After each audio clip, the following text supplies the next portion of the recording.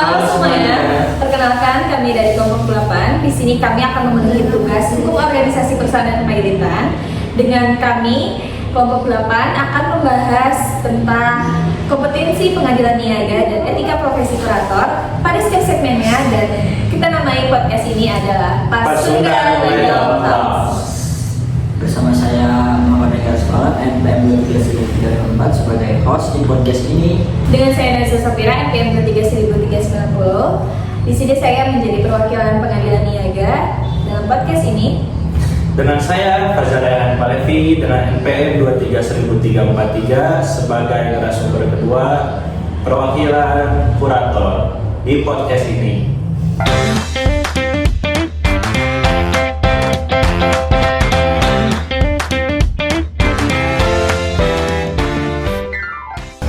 Halo semuanya, kembali lagi bersama saya host Pasundan Legal Talks yang akan membahas tentang hukum yang gak cuma bahas pasal-pasalnya aja nih. Nah, tema kita hari ini yaitu pengadilan niaga dan kurator. Nah, dua argumen ini mempunyai peran penting dalam menjaga integritas perusahaan saat menghadapi krisis keuangan.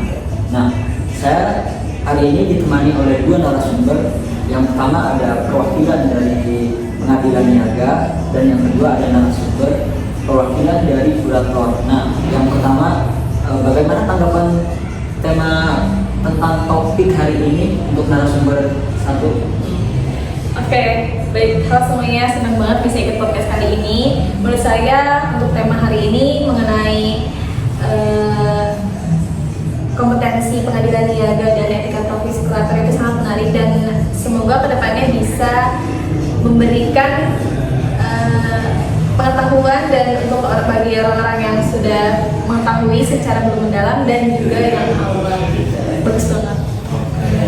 Nah, selanjutnya narasumber dua, bagaimana tanggapan Anda tentang topik hari ini?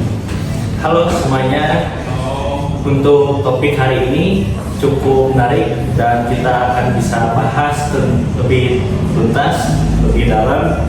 Nah, saya sebagai kurator di sini perwakilan, karena itu juga sangat penting ya, pengadilan dan kurator.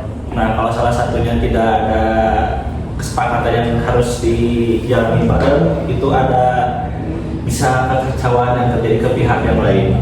Oke, setuju banget nih. Nah, sebelum kita masuk lebih dalam lagi secara teknis, saya mau nanya dulu nih ke perwakilan dari pengadilan niaga. Nah, apa sih kepailitan itu secara hukum? Oke, akan kita bahas secara teknis. Jadi secara hukum, kepailitan ini adalah kondisi di mana ketika debitur ini tidak mampu membayar utangnya yang sudah jatuh tempo, teman-teman, dan dapat ditagih, tetapi tetap harus berstatus pailit karena itu nggak bisa ditentukan oleh sepihak, sehingga harus lewat pengadilan hukum niaga gitu, pengadilan niaga itu sendiri. Nah, pengadilan niaga ini akan memeriksa, dan juga permohonan ini bisa diajukan oleh kreditur maupun oleh debitur itu sendiri. Nah, kreditur ini orang yang memberikan utang, dan debitur itu sendiri orang yang beri utang itu sendiri gitu ya. Nah, jadi pengadilan ini akan memeriksa bagaimana apakah syaratnya terpenuhi, atau misalnya syaratnya terpenuhi itu bagaimana. Jadi syaratnya bisa terpenuhi, minimal kreditur ini minimal harus ada 2 kreditur dan utangnya ini sudah jatuh tempo. Betul kurator? Nah, sehingga kalau terbukti barulah pengadilan ini menunjuk putusan pailit, menjatuhkan putusan pailit itu sendiri. Sehingga setelah itu akhirnya kurator lah ditunjuk untuk membereskan harta pailit itu sendiri, dan hakim pengawas pun mulai mengawasi jalannya proses. Jadi kepailitan itu bukan sekedar bangkrut ya teman-teman. Banyak yang berpikiran bahwa pailit itu bangkrut nih gitu, tidak. Sementara pailit itu adalah status hukum yang ditetapkan oleh mekanisme yang ketat dan terstruktur gitu. Jadi secara tidak langsung kita membahas lebih dalam tentang pengadilan niaga. Oke, berarti selanjutnya kenapa sih kira-kira perkara kepailitan itu harus ditangani oleh pengadilan khusus? Nah, itu sendiri sangat penting ya informasi itu. Karena sampai sekarang banyak yang bertanya-tanya, kenapa kepailitan itu dibereskannya hanya boleh di pengadilan niaga, bukan di pengadilan negeri lainnya. Karena proses kepailitan ini secara tidak langsung sangat kompleks ya teman-teman, dan juga butuh keahlian khusus, sehingga di pengadilan niaga ini kepailitan ini ditangani oleh hakim-hakim yang sudah memang ahli, yang sudah memang sering melakukan atau menyelesaikan kepailitan ini gitu, sehingga nantinya tidak disatukan dengan proses atau sengketa-sengketa permohonan lainnya kalau di pengadilan negeri itu gitu. Oke, Intinya sangat kompleks lah gitu. Jadi sehingga kita pisahkan, dan juga pengadilan niaga ini di Indonesia hanya ada 5. di mana aja itu Kak kalau ada 5 pengadilannya? Nah, pengadilan niaga di Indonesia itu ada 5, salah satunya di Medan, Jakarta Pusat, Makassar, Surabaya, juga ada di, ada satu lagi, ada tau nggak? Oh iya, Semarang, ya Semarang, maaf teman-teman. Oke, berarti secara tidak langsung prosesnya berbeda dari pengadilan umum. Iya betul, beda banget jelas, karena di pengadilan niaga ini sendiri mempunyai proses untuk permohonan pailit itu sendiri. Oke, kalau dalam praktiknya tantangan apa aja sih yang sering muncul? Tantangannya itu seperti misalnya ada konflik ketika kreditur, terus juga pada saat pembuktian hutang, terus juga ada intervensi dari luar gitu. Itu banyak banget sih tantangan-tantangan untuk pengadilan niaga untuk melakukan itu. Contohnya seperti nantinya intervensi dari luar tuh ada konflik antar miskomunikasi antara operator atau ini, makanya disinilah kita proses membahas tentang etika profesi, salah satunya dari kurator itu sendiri, karena nanti kita akan membahas teman-teman. Oke, baik, terima kasih Kak untuk penjelasannya. Selanjutnya kita geser ke narasumber 2. Saya mau nanya nih, narasumber 2 Ya. Seperti yang kita tahu, kurator itu pengatur aset kepailitan. Nah, seperti yang kita tahu juga, sebenarnya kurator juga tugasnya nggak cuma itu aja, maksudnya lebih dari itu kan? Betul, tugasnya lebih dari itu. Nah, kreditur itu ditunjuk untuk bisa mengelola dan membereskan harta debitur. Lalu di sini juga tugasnya mulai dari aset, Kurator ya, berarti kuratornya. ya, Oh, iya. kuratornya untuk bisa menilai asetnya untuk dijaga atau bisa menjual jika perlu, dan yang terakhir itu ke krediturnya itu. Tapi yang paling pentingnya nih, dia harus netral dan transparan ya. Berarti kalau netral yang dimaksud itu bagaimana? Artinya nggak berpihak kepada siapapun atau tidak berpihak ke salah satu yang diantara itu. Oke, kalau misalkan kuratornya melanggar etika, apa dampaknya? Dampaknya teman-teman itu bisa besar karena bisa merugikan kreditur dan bisa merusak kepercayaan teman-teman, karena kita juga kan butuh kepercayaan publik untuk yang lain, bahkan bisa diproses hukum. Makanya dari hakim pengawas itu sangat penting, dan kurator wajib melapor secara berkala. Oke. Betul. Nah, ada contoh kasus nyatanya nggak soal pelanggaran etika kurator? Nah, ada nih teman-teman contoh kasus nyatanya. Misalnya kurator yang punya hubungan bisnis dengan salah satu kreditur, lalu memprioritaskan pembayaran ke pihak itu aja. Nah, dia juga tidak memprioritaskan ke yang lain. Itu kan sangat jadi mengganggu, melanggar etika, dan bisa dikenakan sanksi oleh AKPI. Nah, tadi kan sudah dibahas juga, AKPI itu Asosiasi Kurator dan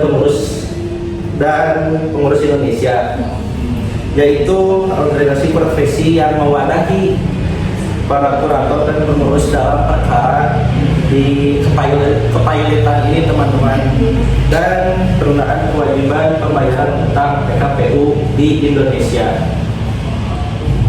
Oke, nah selanjutnya seperti yang kita tahu bahwa hukum itu berat, dianggap sangat berat, tapi lewat media podcast seperti ini kita bisa saja membantu masyarakat agar lebih mudah paham.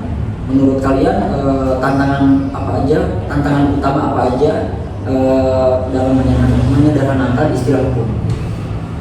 Baik, menurut saya ini tantangan sendiri yang paling menantang ya, yaitu menjaga akurasi itu sendiri gitu teman-teman. Jadi istilahnya misalkan nih ada pemberesan harta pilot. Nah, dari kutipan pemberesan harta pilot itu tersebut kan secara itu teknis banget ya gitu.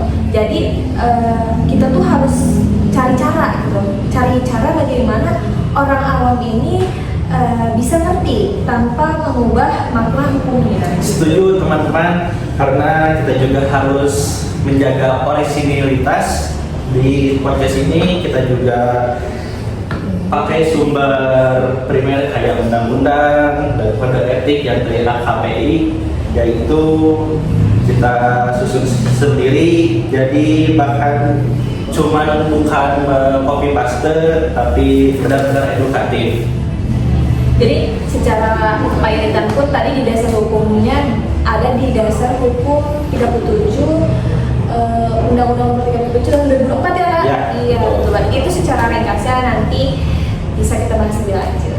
Nah, pastinya kita juga tahu nih kita harus tetap menjaga etika akademik dan bersosial media seperti mengakses internet. Jangan terjadi opini mencari informasi tanpa tahu dari sumbernya dari mana. Nah, kita juga paham bahwa internet itu bisa diakses oleh siapa saja. Nah, kalau internet itu kan tanggung jawabnya besar, jadi kita harus lebih hati-hati lah ke depannya. Betul banget. Jadi podcast kayak gini juga menurut saya bisa jadi media edukatif yang efektif gitu ya, asal disusun dengan niat yang baik serta referensi yang memang jelas. Itu seperti tadi pasal-pasal 37 Undang-Undang 37 tahun 2000 seperti tadi gitu kan, KPI ataupun pasal 37 pasal nomor 37 Undang-Undang 2004 gitu. Itu sendiri sangat eksplisit dan referensinya jelas. Betul teman-teman, dan kita juga kan sebagai mahasiswa agar bisa menjadi belajar untuk sebagai mahasiswa yang komunikatif, bukan secara formal saja. Betul banget kan? Nah, setelah ngobrol panjang soal pengadilan niaga dan kurator, satu hal yang makin terasa jelas, proses kepailitan itu bukan cuma soal krisis hukum, tapi juga soal menjaga integritas, mulai dari hakim yang harus objektif, sampai kurator yang harus transparan dan bebas dari konflik kepentingan. Betul banget. Jadi